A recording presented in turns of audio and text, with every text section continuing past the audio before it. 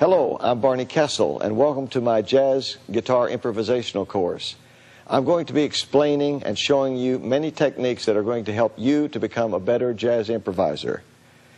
Before we start, you should know that I expect you to have played at least 1 year, that you have had time to develop calluses on your fingers and strength in your hand, and that you have studied some basic music theory. It will help a lot in this course to have that kind of a background. And now, before we begin, I'd like to give you an A440 pitch so that you can tune your guitar to mine, because we will be playing together during this course.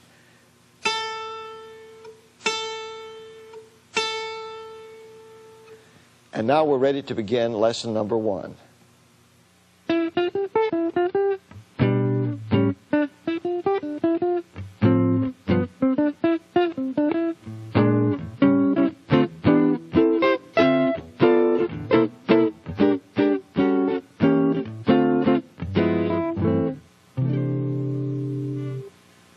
I'd like to discuss a very important thing, and that is how to develop the ability to play what you think.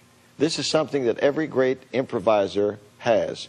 If you can't play what you think, then you're reduced to playing formulas and licks and devices and patterns that you see on the fingerboard. And this is very mechanical and very plastic, and it has no energy, has no spontaneous feelings, no creativity. So it's very important that you develop the ability to play what you hear. And there's 2 steps involved. One is to develop the ability to play what you hear, and the second is be sure that what you hear is worth playing. Because just because you can play what you hear doesn't mean that it has any real musical value. So those are 2 things to keep in mind. Now, the technique that I wish to tell you about right now is to think about striking a chord on the guitar without intellectualizing it, without naming the notes. If you were not to find it immediately on the guitar, you might get lost because you wouldn't remember a very long line. So somewhere in there is a pretty good amount of notes. So you imagine this line of music.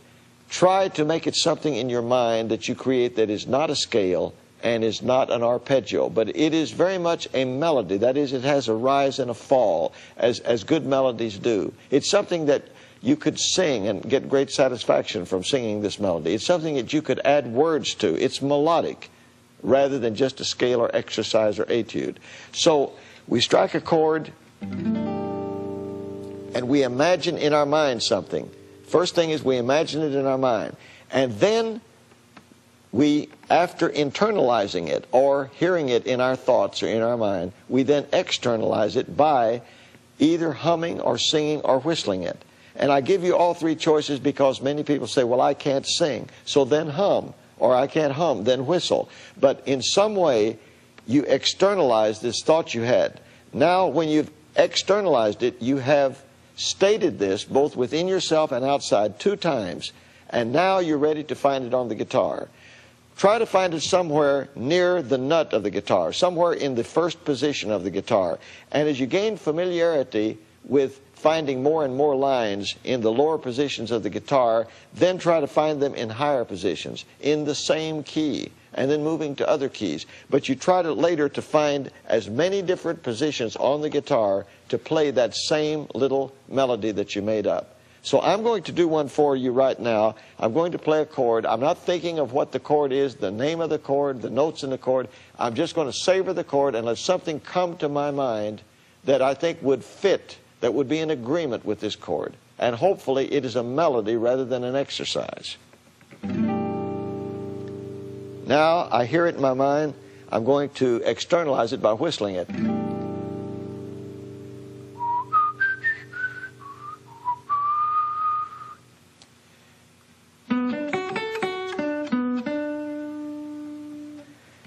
Now I'm going to do another one. I'm going to find one that's a little more challenging, a little more difficult to hear.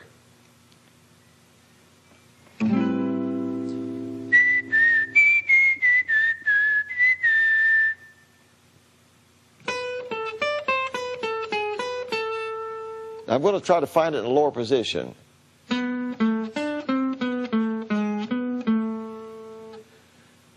sometimes you will notice I'm closing my eyes. When you close your eyes, you can hear much better.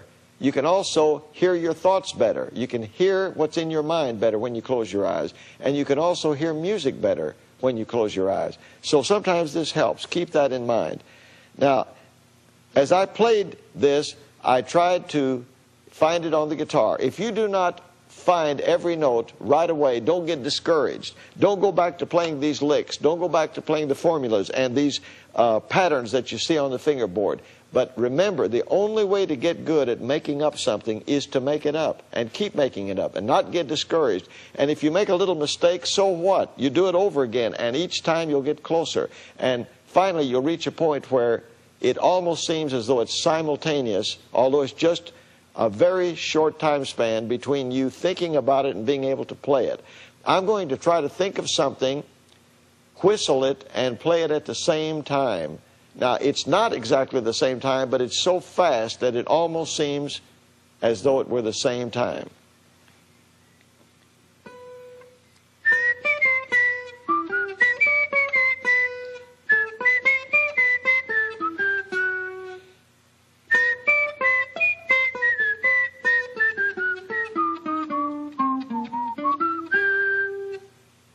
That's the idea. And when you get to that point, you will have really mastered the first step that's necessary in becoming a jazz improviser.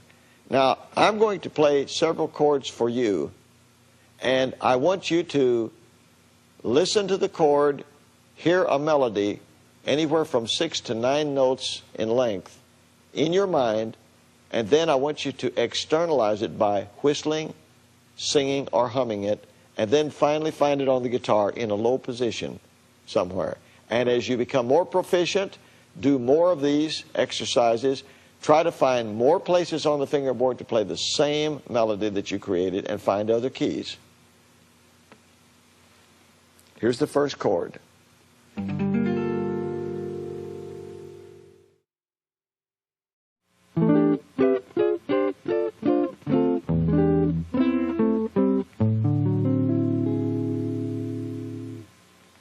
Another thing that's very important in improvisation is developing what I call interval sense, not to be confused with a sense of intervals.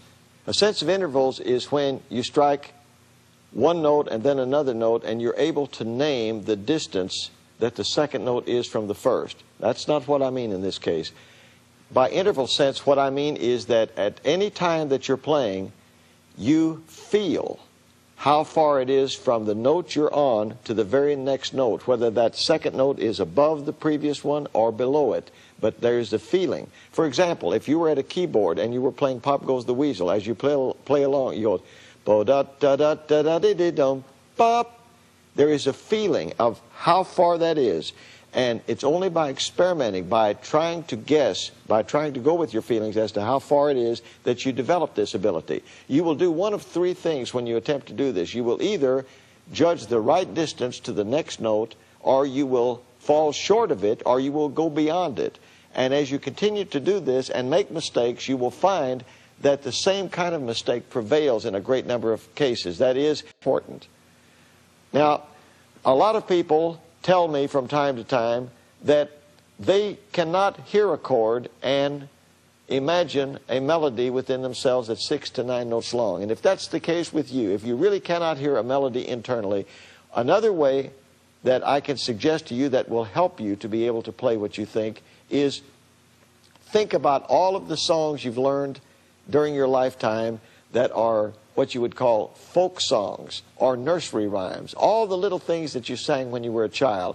You know those very well in your mind. You've always known those. Try to play those on the guitar. Start in the key of C. Start in the low positions and try to play these songs. When it's possible, try to play them an octave higher or an octave lower. I'll give you an example. For example, O Susanna in the key of C. I'm thinking about it and it would come out like this.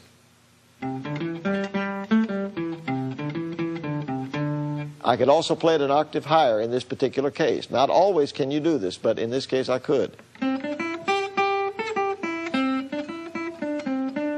Now the beauty of this is because you already know these songs and have known them all your life, when you make a mistake and didn't employ the proper interval sense and you went to the wrong place, you went too high or too low to go to the next note, you will know it immediately because you already know that song. So do focus on this point of learning and work with these nursery rhymes and these folk songs. How long do you stay with these? Until you can play them. Until you can play all of these songs accurately. Don't embellish them. Don't smear or slide or anything. Just play each note exactly as it's supposed to be. And start in the key of C and learn all of these songs in the key of C. Move up into other positions of the key of C and continue to learn them. And then learn in other keys. I suggest that as points of learning that you learn things after the key of C in the key of 1 sharp and 1 flat, and then 2 sharps and 2 flats, and so on until you've mastered all 7 sharps and 7 flats.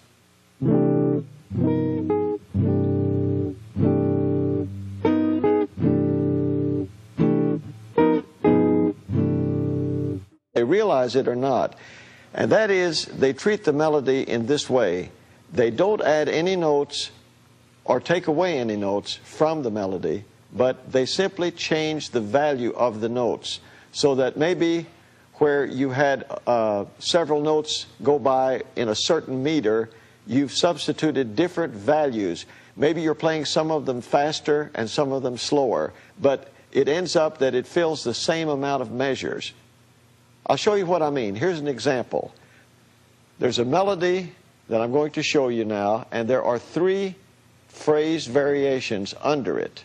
And I'm going to play the melody, and then I'm going to play each of the variations as is shown.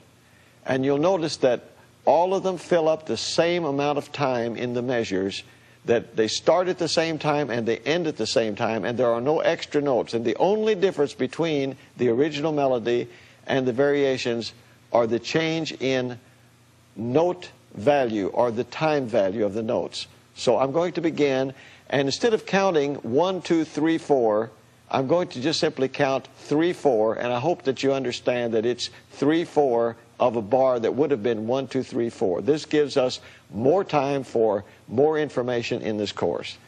So I'm going to start now. 3, 4.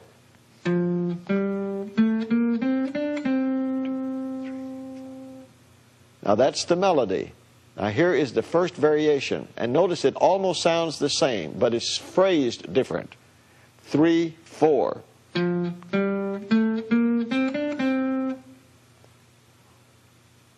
Here is the second variation. 3, 4.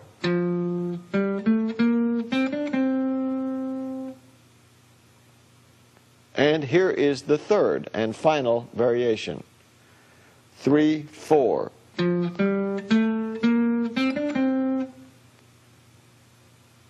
Now, if you listen very carefully, and also if you look at the music, and perhaps even play along if you can, while you're looking at the music, you can hear that subtle difference in the time. If you weren't paying attention, they would almost seem identical. But as you begin to probe and listen, you'll find that there is a considerable difference just from the phrasing. And there are any number of ways that you can phrase a passage. It depends on your own personal taste, your discernment, and what you think is appropriate for the music. So make up your own phrasing to any songs. Now I'm going to play a melody for you now and play several ways of phrasing it that should show you that you never hear anything but the melody, but you'll hear me playing it in many different ways. And this is one way to play a melody and to, at the same time, exhibit your own originality, your own individuality.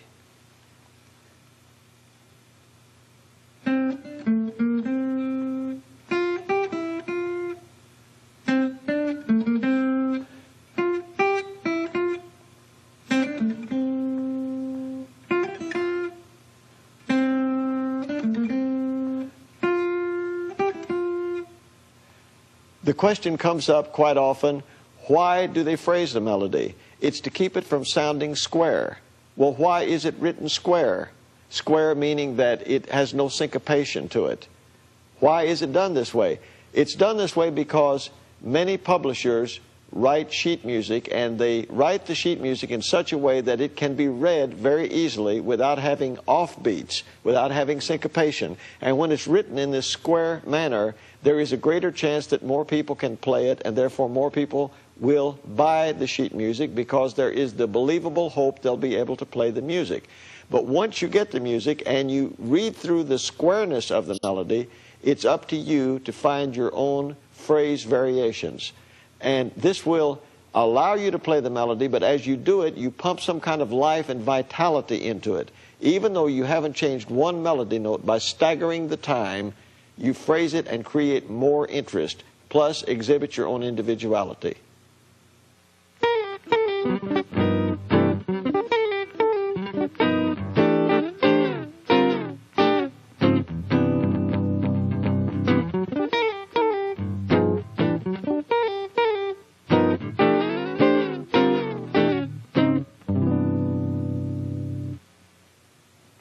I'd like to discuss another way to handle the melody. We've talked about phrasing to make the melody seem warmer and more personal. There's another way that we can deal with the melody that will move us towards improvising, and this is called ornamentation. And ornamentation is really dressing up the melody.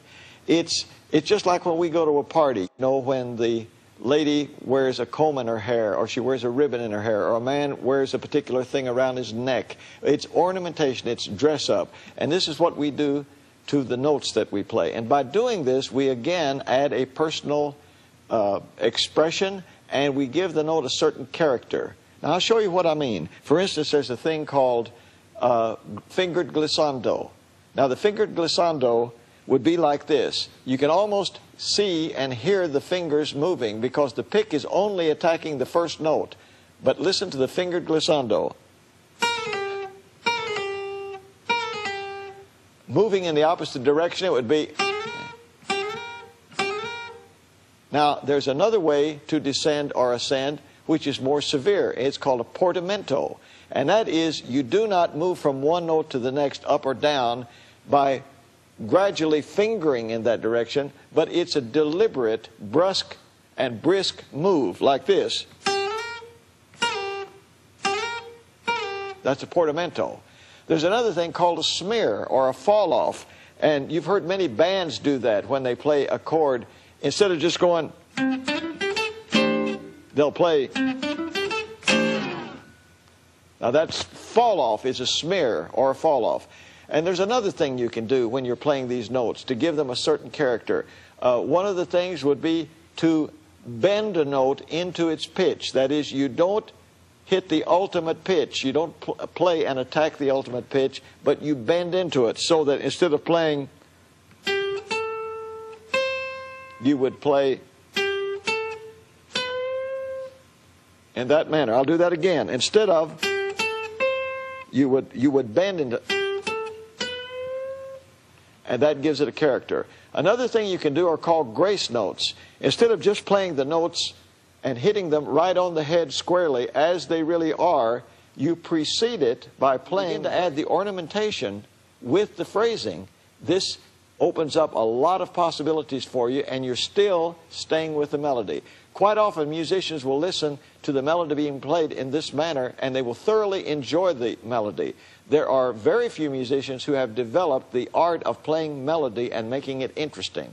These two ways that I've discussed with you are ways where you do not leave the melody, and yet you make it really live through the coloration you give it, through the ornamentation, and through the metric feeling that you get by phrasing it. Now, I have written a song especially for this course, and it's something that I'm going to play for you now, and I would like you to hear the melody straight, and after you hear it the way I wrote it, I will then play it again, and this time I will use ornamentation and phrasing of the melody and not include any extra notes. And I have created a rhythm track for this so that I could play the melody for you against a backing that I created previously. So here we go with a song that I've created for you called Take It Easy.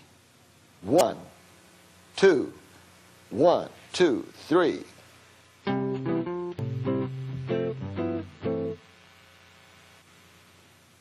Now, when you're playing a melody such as I wrote, or any kind of melody that you play in a straightforward manner, you want to exhibit great taste and discretion in your playing. You want to not overdo the phrasing and not overdo the ornamentation so that the melody is disguised.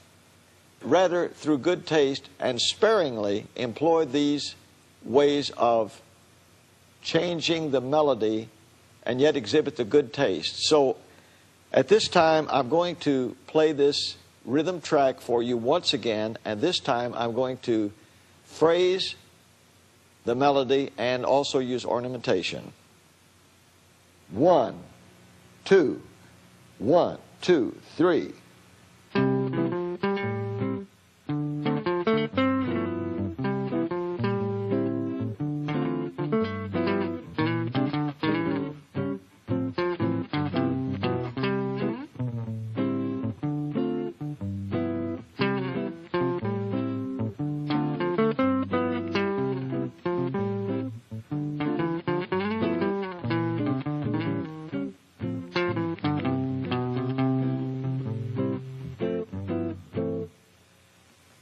Now, I would like to play a rhythm pattern for you and have you join me, first of all, playing the melody as I wrote it, and it will be indicated on the screen for you.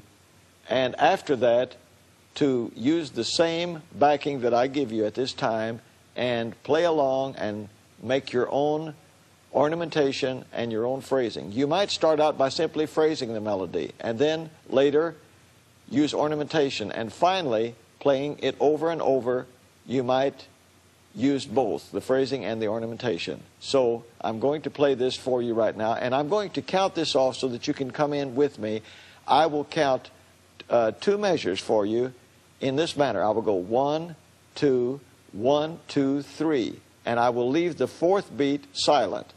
So here we go. 1, 2, 1, 2, 3.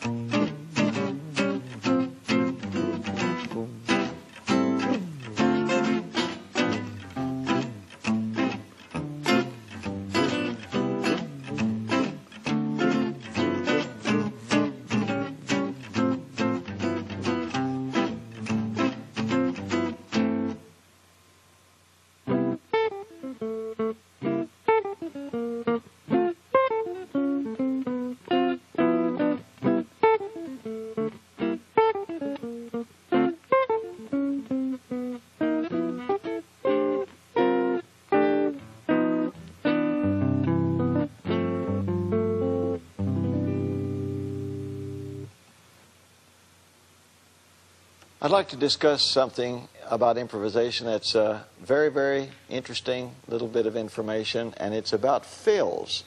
Now, fills or fill-ins are little bits of music that you can make up and use in areas of the music. Namely, when you arrive at a point in the music that a note comes to rest on a whole note, or one of longer duration, or a rest where there's complete silence of one measure or more, this is an excellent opportunity to put your own little thing in there that fits. It doesn't detract from the melody, and it gives you a chance to voice your own individual musical feelings. So it's very interesting and something we should take advantage of. And while it's not truly, in the full sense, a complete abandonment of the melody, it is a little space that we can use to put ourselves into the music. I like them. I like to play songs that have these fills, and I want you to be aware of it and use the opportunity to come in and play some of your own music when these things occur. Now, why we have them is quite often the reason is because the song comes to rest on a note and it sustains, and there's nothing really going on. We need something at that point because the melody has either come to rest or there's silence.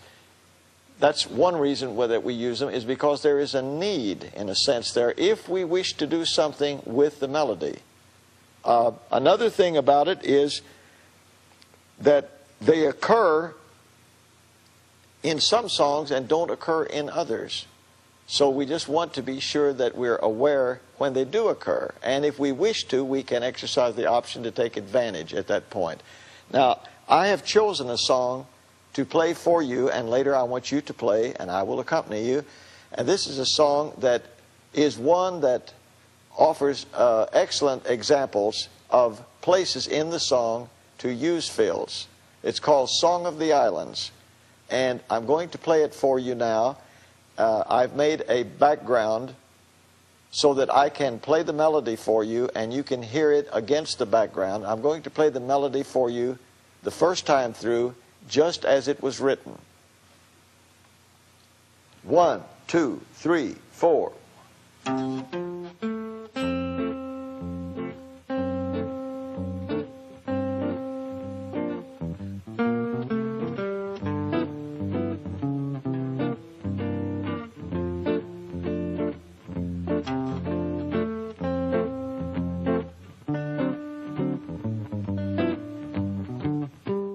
You can see them. There will be the measures that are in color.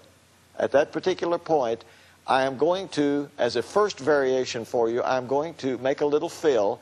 It's going to be a fill based on the chord that is being played at that time, but what I'm going to play would be some sort of a scale-like variation, a scale-like fill, a scale-like pattern based on the chord at the moment. So here is the first variation, which is the scale-like variation. 1, 2, 3, 4.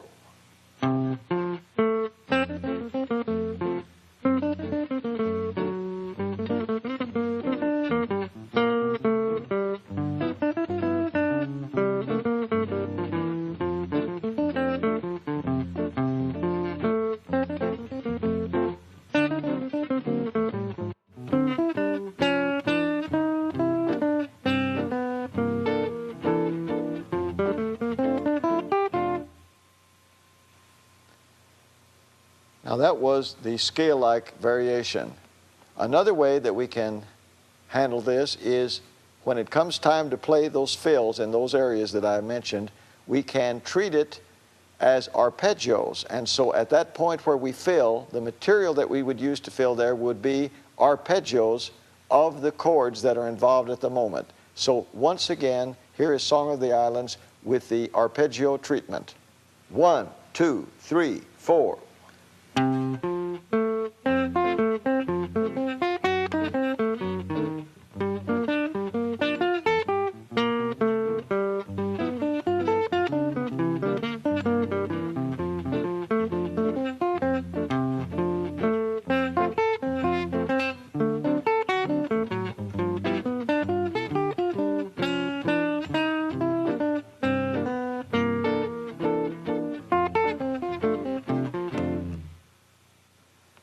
Now, another way that we can handle this would be to just purely improvise in any free manner as long as it's in agreement with the chord. So once again, here is a free improvised manner dealing with Song of the Islands. 1, 2, 3, 4.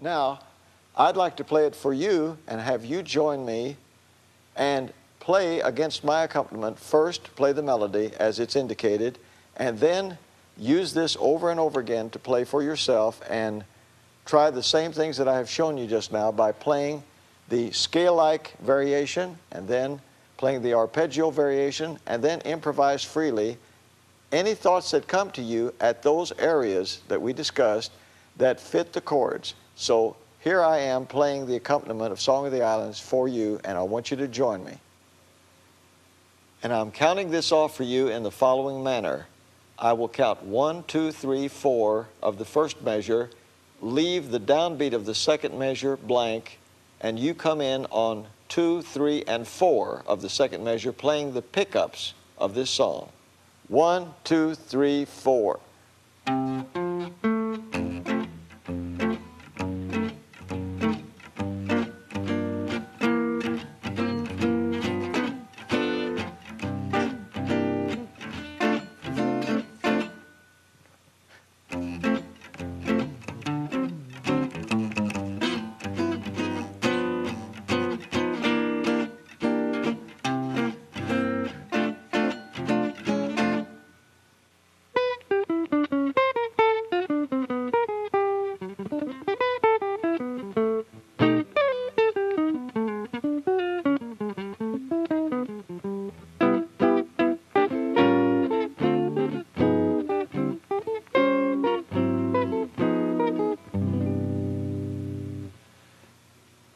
The next thing I'd like to discuss with you are turnarounds. Now, turnarounds deal with something that you play, a fill, but you play it at a specific place in a song. Now, most pop songs that we have in America and all over the world are really based on a 32-bar type of construction. There's what we call an AABA, that is, there is 8 measures followed by another 8 measures that's very similar, and then a little different melody called the bridge. And then we go back to 8 measures of material that was very much like in the first and second 8 measures. So we have 8, 8, 8, and 8. The third 8 is different from the others, and it's called the bridge. Now, the turnaround in a song like that usually will occur at the 7th and 8th measures and at the 15th and 16th measure. Now, the reason it's called turnaround is because at the 7th and 8th measure, it turns around and repeats that 8 measures again. Now, at the 15th and 16th measure, it leads on to the bridge. At the very end, the last 2 measures of the 32-bar song, the 31st and 32nd bars, are not a turnaround if the song comes to rest. But if it leads on into another chorus, then that 31st and 32nd bar is also a turnaround. It means it turns around and goes back to another 8 bars of what was previously there. Now, there is a kind of inconsistency, but it's still used this way. It's inconsistent in that the 15th and 16th bars do not turn back around and repeat that same melody, but goes on to the bridge. However, we in music do refer to the 7th and 8th, the 15th and 16th measure, and the 31st and 32nd, if it again leads to a new chorus, as the turnaround area. That's where the turnaround occurs. And usually, a melody will come to rest on a sustained note, or there will be silence, a rest. That is another place that we can make a fill. So we call the area where this occurs the turnaround. And we call what we play, what we played on the turnaround. That's how we refer to it, the material that we played on the turnaround. Now, I'm going to use a song that I have previously played for you in this course, one that I wrote especially for this course. Take it easy. And I'm going to play it for you and play the melody up until the area where there is a turnaround. At that time, I will fill in, and I will, first of all, use scale-like material, scale patterns that fit the chords of the turnaround. So now I'm going to play this for you. 1, 2, 1, 2, 3.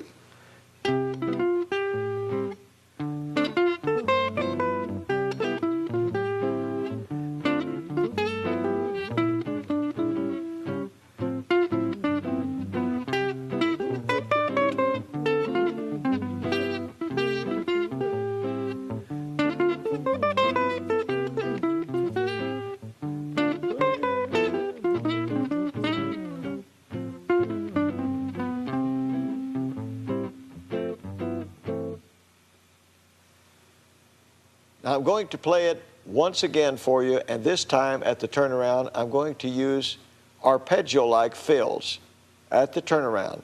Now, I want to let you know that I'm only treating the turnaround as occurring at the 7th and 8th bars, and it's indicated on the music that you see in colored measures. I am not treating the 15th and 16th measure as a turnaround, since I'm not continuing with the song, nor is it going to the bridge. It ends at the 16th measure. Therefore, I'm treating the last two measures as final bars rather than as a turnaround, which means that it's going to continue to either turn back around to the melody again, the AA melody, or it's going to repeat the entire song again.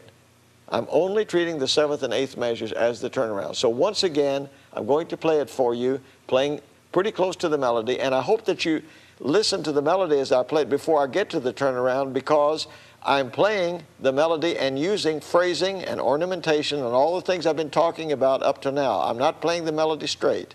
So listen for that, but also listen for what I play on the turnaround as I play it for you now in an arpeggiated manner. 1, 2, 1, 2, 3.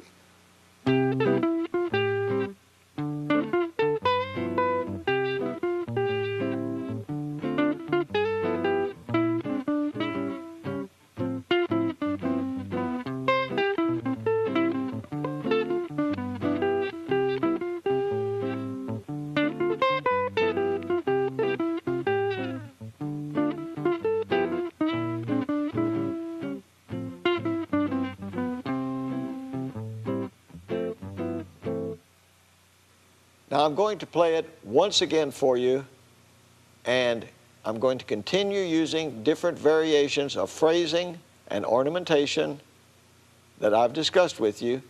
But when I get to the turnaround, I'm going to improvise freely. That is, I'm just going to play something that I hear in my mind that is not based on a scale. It's not based on an arpeggio. It's just free improvisation, but it does fit the harmonies. So once again, here is, this time at the turnarounds, free improvisation. 1, 2, 1, 2, 3.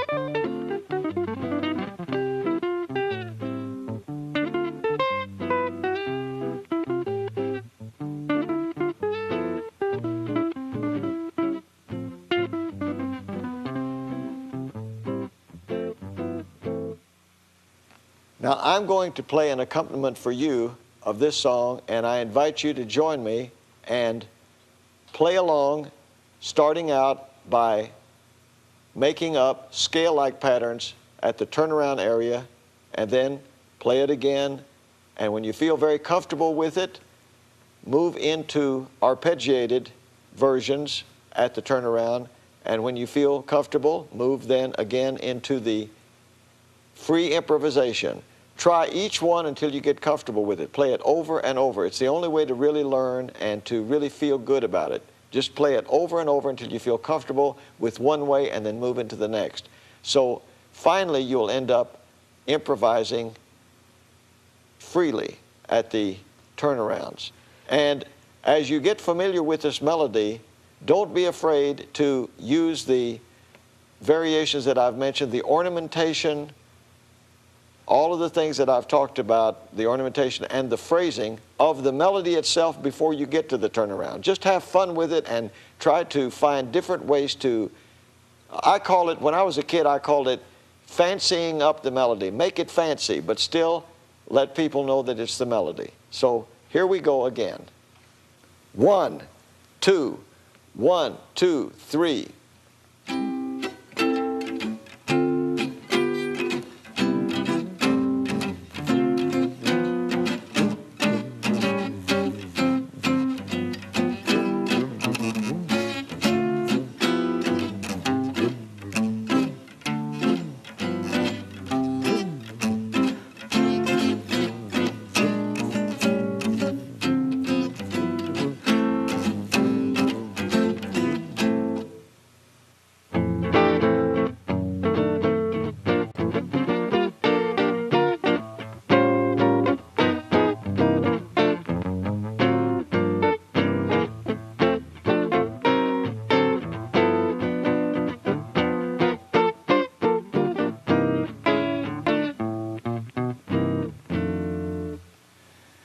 I'd like to talk with you now about analyzing songs. It's very helpful to realize that all songs have different harmonic constructions, but as you begin to play more and more songs, you'll find that some of the songs are very much like other songs that you've played. Sometimes harmonically they're identical. Sometimes they're just bits and pieces. Occasionally it may be that the bridge of one song is like a bridge of another, while the rest is completely different. Or it may be the part that's not the bridge, the AA and final A part. But as you begin to listen to each song, you begin to see, is it a 32-bar song, or is it a 16-bar song, or is it some version of that? Is it some song that's based on that, but it's been changed? For instance, instead of it being 8, 8, and 8, and 8, it may be 7, 7, and then the middle is 10, and then the last part is 7. But this is just a variation of the 8, 8, and the 8, 8 following. It's 4 different sections there. The first 2 are the same. There's a middle part, and then there's a final section. And what has happened is, in the case of it being 7, 7, 10, and 7, it's simply they have changed the number of bars in each section, but there still are 4 sections. You might investigate each song in that manner. Find out if it's a 16-bar song. It may be a 12-bar song. The blues are 12 bars. There are even 8-bar blues. So investigate each song in terms of the amount of measures in the song and also the harmonic content. And use your experience, draw on your experience to answer questions for yourself. Is this song like any other song I've played? Is there a part of it that's reminiscent of some other song harmonically? Now that will help you to be able to play this song, because if you've played the previous song, you can bring that experience into the new song. This is one way to learn.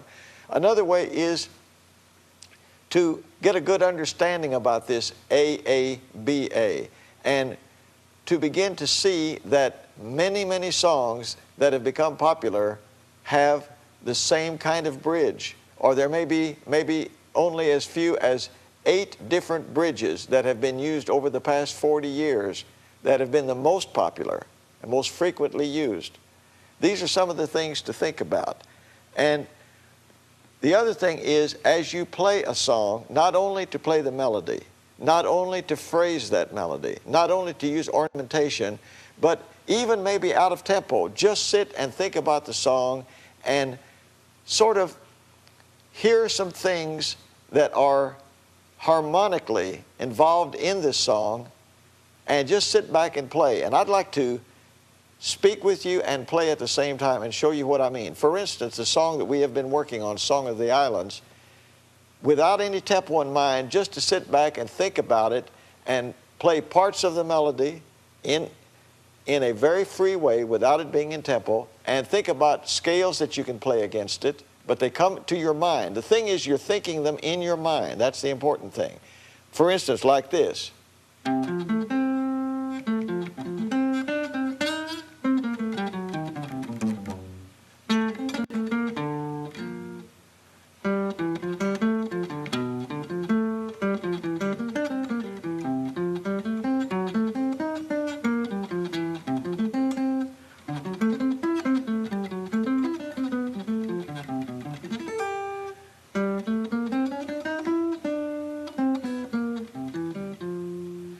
Or you can think of it in terms of just arpeggios. You're playing arpeggios based on the harmonic structure of the song.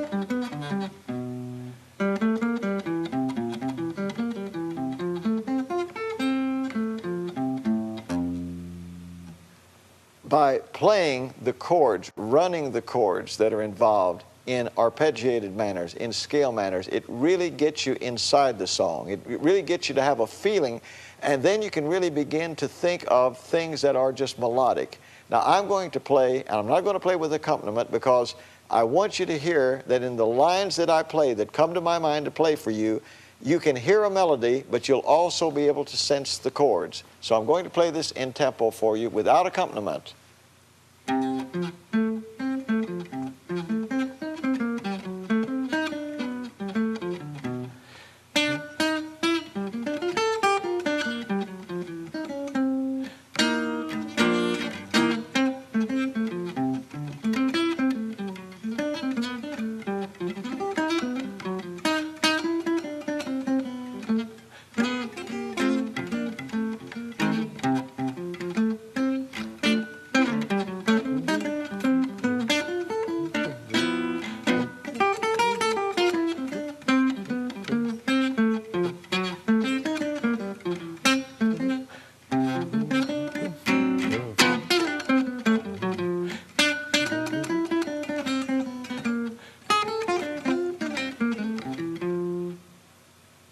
just to show you that I really am making up some things, I'm going to whistle along just a little bit as I play, and I'm whistling what I hear in my mind, and I'm playing it instantly.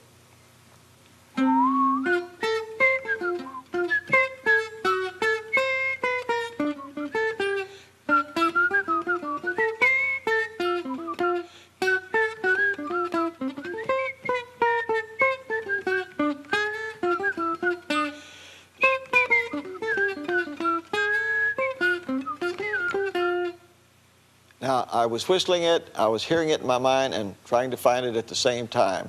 One other thing that is very helpful in playing a song is start with the first chord of a song and make up a little kind of a rhythm pattern and try to follow that same rhythm pattern throughout the song. I'm going to do a couple of these so that you can hear them. It's far better for you to listen to them than for me to try to explain this particular thing in words, since hearing it is worth more than a lot of words.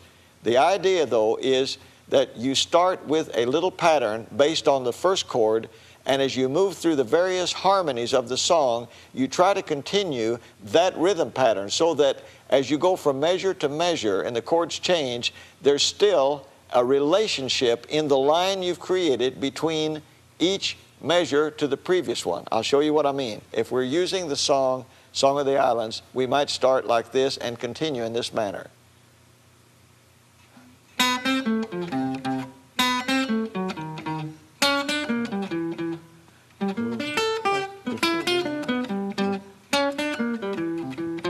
We might do that, or we might do this.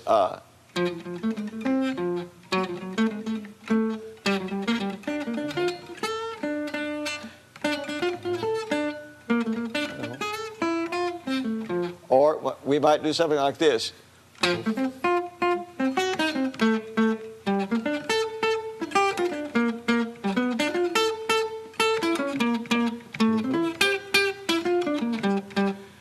Any of those ways. In this particular last case, I went up the scale in an arpeggio manner. On the first chord, I went down the next time.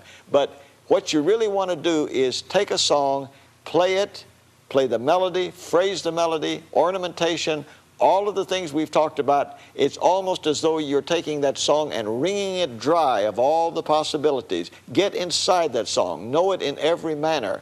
And then as you begin to get ideas in your mind from playing all of the scales and the arpeggios and all of the variations and ornamentations, you will increase the possibility for you to imagine more varied and interesting things that you can play on this song. So I want you to continue with all of these exercises that we've had up to this time. Go over them until you feel very comfortable and are able to play any song that you want to play using these various treatments or variations.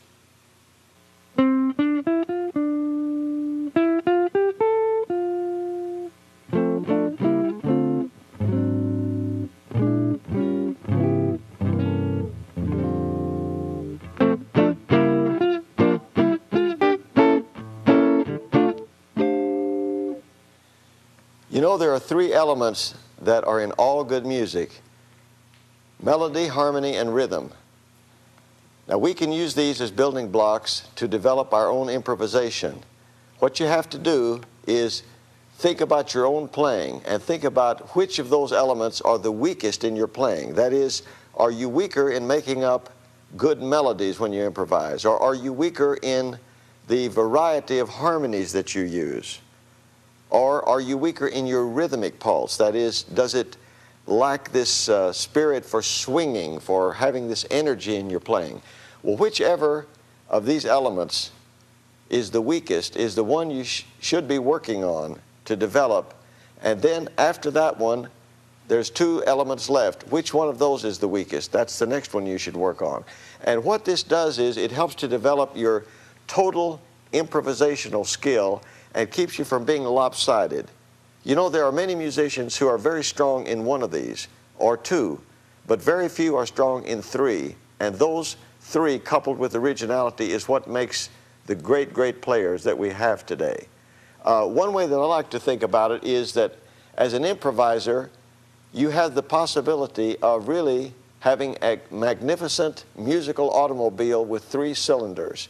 But if you're not using all 3 cylinders, you're kind of lopsided. You're not using all of the things to make your music rich. So I'd like to discuss each of these elements with you separately. Now, some of the things to think about when you strive to improve yourself in terms of melodic playing is not to use scales, not to use arpeggios, not to use licks and devices, but let something well up in you that is a kind of a musical line that you would be very happy singing this line, or it might sound very beautiful if you set words to it. It's a melody, and all melodies have a rise and a fall. They don't just move in a scale-like manner or an arpeggio, and they're not really predictable. There are little curves, there are little surprises. It goes up to a certain note, and it drops down to another note, and there's a little interest, there's tension. It's not a predictable kind of rise and fall. So keep that in mind. One of the best things you can do is, as you conceive this, is it singable? Is it lyrical? Is it something that a human voice might sing? And especially if you think of it in your mind first, there's every chance that it will be more melodic than if you were just to go to the guitar and think only of the chords. So keep that in mind. Do strengthen your playing melodically. I'll give you some examples of melodic and non-melodic playing. If I were, for instance, to use C, A minor, D minor, and G7 as a basic harmonic progression. And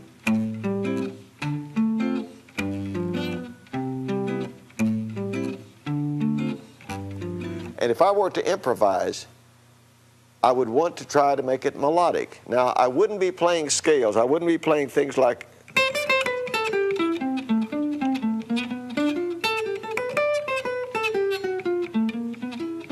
and I wouldn't be playing arpeggios.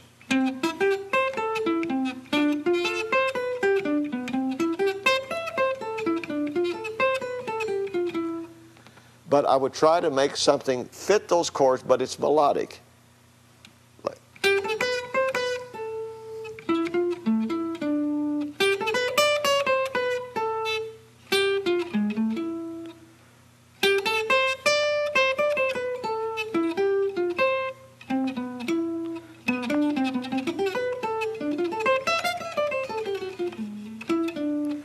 Things like that. Another thing to consider is the standpoint of being a harmonic player.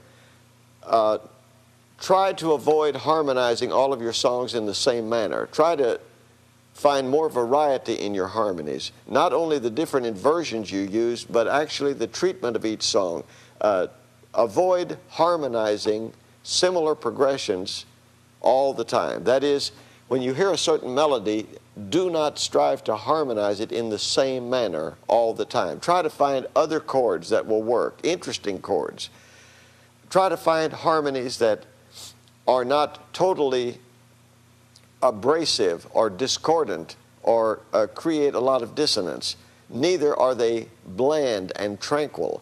But really, the best music you can make is music that occasionally moves into some sort of tension, and then that tension resolves itself. This enriches your music.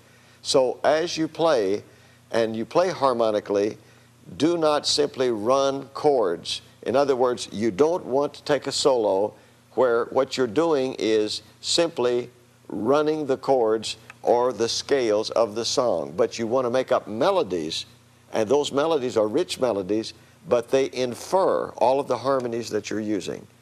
This will be of tremendous help to you in enriching your playing harmonically. Now, another thing we need to talk about is rhythmic playing. And there's many things to think about in terms of rhythm. One of the things to bring to your attention is, as you play, strive to be a good timekeeper. And by that I mean strive not to rush or drag the tempo. Try to stay in the tempo. Now, once you're in the tempo, there are several ways of even thinking about that. You can think about playing on top of the beat, or on the beat, or a little bit behind the beat. But the thing is, it's your attitude in relation to the beat, but you're still not rushing the tempo. I think the best way I can explain it is, if you were sitting in a chair, you're sitting in that chair and no other chair, and you're not standing, but sitting in that chair. Yet within that chair, you can be sitting forward in the chair, which would be very much like playing on top of the beat. You're not rushing the beat, but you're anticipating. You're sitting in front. The other way is you're sitting squarely in the middle of the chair, which is you're playing on the beat. And the other way, you're very laid back or relaxed. You're laid back because you're laying back in the chair with your back against the support there. Yet, in music, it's the same way.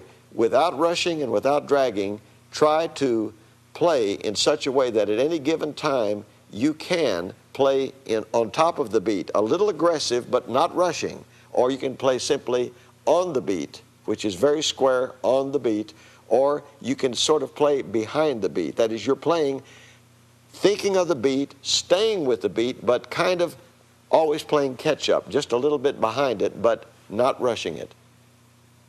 Now, another thing to think about in terms of playing rhythmically is as you play any given tempo, try to think about, if it's very fast, try to think about playing half time. That is, if the tempo were 1, 2, 3, 4, 1, 2, 3, 4, 1, 2, 3, 4, in that manner, try to think about playing half as fast, to be playing that tempo, but you are playing things that are half as fast. Another thing would be to think of playing double time. You're playing twice as fast. For instance, if I were playing a tempo this way, 1, 2, 3, 4. This same tempo I could be playing, but I would be also playing double time against it.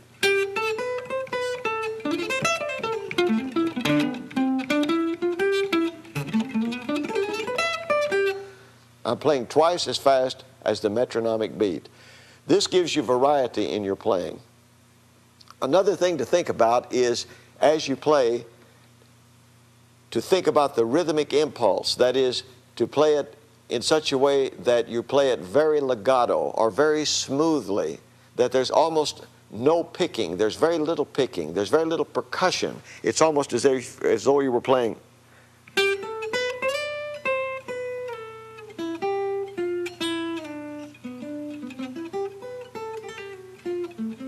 Very delicate, very lacy, very filmy.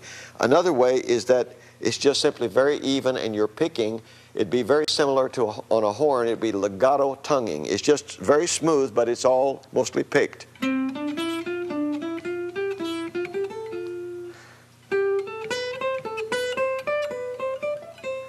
Another way is that by using downstrokes on the guitar and playing short notes, you play a sort of a jabbing type, a very percussive. It has a lot of punch in it, and this is a rhythmic consideration. It makes your playing sound more urgent. It makes it sound more explosive, and it makes it swing more when you need that kind of emphasis, such as like this. Instead of playing